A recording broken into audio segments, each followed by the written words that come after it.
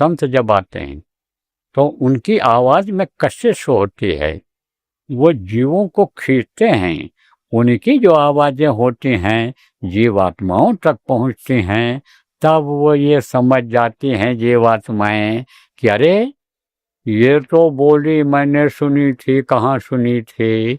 कहाँ सुनी थी? जब मैं यानी समझो अपने देश में थी, अपने घर में थी, तब ये बोली मैंने सुनी थी। उनको यह आभास होता है। एक जगह पर कार्यक्रम था प्रेमियों में, आपको बताऊं, तो वहाँ हम लोगों की भाषा कोई नहीं समझता था। तो एक आदमी से एक सत्संगी ने पूछा कि आप गुरु महाराज की बातों को समझते हो? वो हिंदी जानता था, थोड़ा समझता था।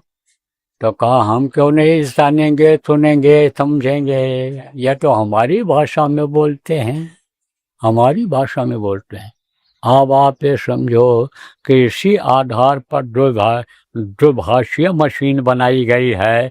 विदेशों में ये मशीनें बन गई हैं कुछ देशों में कि आप हिंदी में बोलो तो उनकी भाषा में सुनाई पड़ेगा, कोई अंग्रेजी में बोलेगा तो उनकी भाषा में सुनाई पड़ेगा, हिंदी में बोलोगे तो अंग्रेजी भाषा है वहाँ की ठेठ है, उसमें मशीन में तो अंग्रेजी सुनाई पड़ेगा। इसी तरह से समझो कि ये वही की नकल है, वही है। तो गुरु महाराज की बात सब समझते थे। तो जब संत आवाज लगाते हैं तो जीवात्माएं ये चौकन्नी हो जाती हैं, और जब वो याद दिलाते हैं, किससे याद दिलाते हैं? जीवात्मा से याद दिलाते हैं। जीवात्मा कहाँ है? शरीर के अंदर में है। जब उसको याद दिलाते हैं तब अपने घर की याद आती है, तब अपने पिता परमेश्वर की याद आती है। लेकिन फिर वो भूल जाता है, क्योंकि भूलने की आदत होती है। इसीलिए संत जो होते हैं जीवों से प्रेम कर लेते हैं। प्रेम सबसे प्रगाढ़ प्रेम किसका होता है इस समय मनुष्य शरीर में, दुनिया में? किससे किससे प्रेम है? पत्नी से प्रेम है, पति से प्रेम है। पति और पत्नी से प्रेम जो होता है, जो उनका संबंध होता है, आप ये समझो वो संबंध के आगे बेटे का भी प्रेम नहीं होता है। देखो उदाहरण के तौर पर आजकल जो ज्यादा हो रहा है, आपको चैतन्य रहने की जरूरत है, चैतन्यता लाने की जरूरत है कि कब किसके मन में क्या आ जाए और कब कहाँ किसका लगाव हो जाए। किस किस पति का लगाव पत्नी से हो जाए, पत्नी का लगाव किसी पति से हो जाए, कुछ नहीं कहा जा सकता है। तो बच्चे को छोड़ छोड़ करके और प्रेमी के साथ भी औरतें भाग जाती हैं, क्योंकि उनसे प्रेम हो जाता है। तो ये जो प्रेम है, यानी इस दुनिया का जो प्रेम है, वो किससे होता है? शरीर को देख करके होता है, शरीर से होता है। ऐसे जो संत आते हैं वो उससे प्रेम करते हैं जिसके अंदर जीवात्माएं होती हैं। तब वो उनको देखने के लिए, मिलने के लिए जीव आ जाते हैं, या वो खुद चले जाते हैं जीवों के पास मिलने के लिए, और फिर वहाँ पर समझाते हैं, फिर याद दिलाते हैं। जैसे आप ये समझो कि जब कोई याद दिलाता है तब याद आता है किसी चीज़ का। घर की याद जब कोई दिलाएगा, घर की बात यानी कहेगा, तब आपको अपना घर याद आएगा। और नहीं तो जहाँ रहते हो वो घर छोड़ करके आए हो, याद नहीं आता होगा। या और सत्संग में जब बैठते हो गए, कोई गुरु चर्चा करता होगा, कोई गोष्ठी मीटिंग करता होगा, कोई बात करता होगा, तो उसकी बात सुनते हो। वहाँ किसकी बात सुनते थे? बच्चों की बात सुनते थे।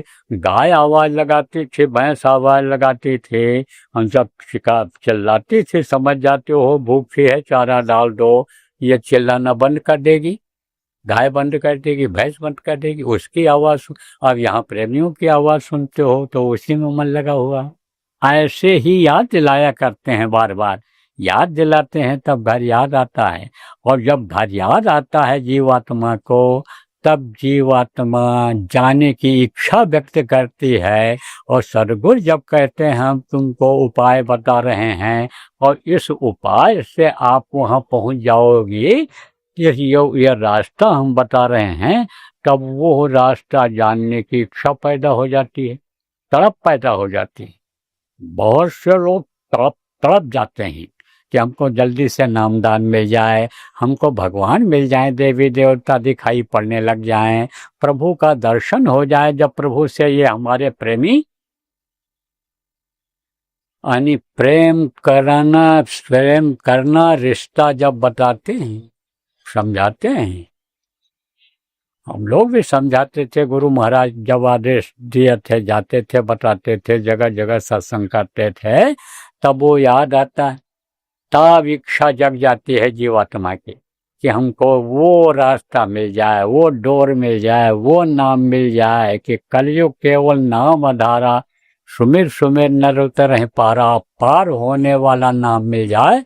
तब नामदान की इच्छा जगती है, और नामदान जब ले लेता है तब समझो कि फिर प्रार्थना करता है, गुरु मोहे अपना रूप दिखाओ। अंदर में गुरु का आप अपना रूप दिखाओ, क्योंकि गुरु हर चीज का वर्णन करते हैं सत्संग। और अगर सत्संग में वर्णन न किया जाए, बताया ना जाए, महत्व न बताया जाए, तो लोगों के समझ में कैसे आएगा। तब वो ये कहेगा आप अंदर का रूप दिखाओ,